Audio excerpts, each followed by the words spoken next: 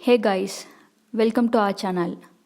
Let's have a look into current affairs topics from today's newspaper related to economy. I have mentioned the source of this article, that is the Hindu newspaper of Delhi edition, from the page number 15. It's about FDI, that is foreign direct investments. First we will look into important aspects from the article, then we will see in detail about FDI. Here I have mentioned the important points from the above article. Before looking into it, let me ask few questions which is commonly asked in various examinations related to these topics. First one, whether FDI inflow in India is in increasing or decreasing trend during the financial year 2019-2020. Second question, mention the three sectors which has attracted maximum inflow of FDI. Third one, which country is the largest source of FDI in India? Let's answer these three questions from the given article. In the article, it is mentioned that FDI in India grew by 13% in the 2019-2020 financial year. From this, one can easily infer that FDI is in increasing nature in the given financial year. Then, the sectors which has attracted maximum inflows are services, computer hardware and software, telecommunication.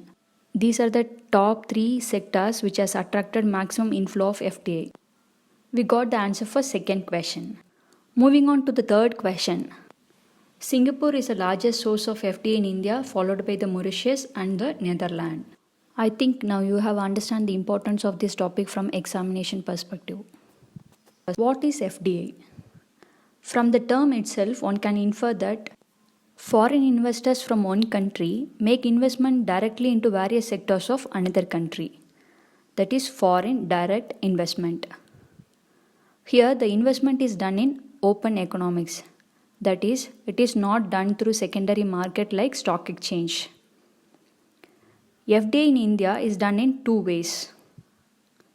That is, one is automatic route, another one is approval route. Difference is that in approval route, investor require the prior government approval. FDI is also allowed in both greenfield and brownfield projects. Greenfield project is building a new facility. Brownfield project is one which is modifying or upgrading the existing one. There is a sector specific condition for FDI. Here I have included only few sectors. I will provide a link below in the description. You can go through other sector specific condition for FDI. What are the prohibited sectors from FDI? Lottery businesses, including government, private lottery, online lotteries, gambling, betting, cheat fund, Nidhi company. Finally, the sectors not open to private sector investments like atomic energy. I have covered the basic about foreign direct investment. Finally, let's see the changes introduced by government in the FDI policy on the account of COVID-19 pandemic. Prior government approval is made mandatory for FDI from countries which shares a land border with India. Previously, only investment from Pakistan and Bangladesh faced such restrictions. It is aimed at curbing opportunistic takeover or acquisitions of Indian companies, especially from China. That's all for the topic of the day. See you tomorrow. Thank you.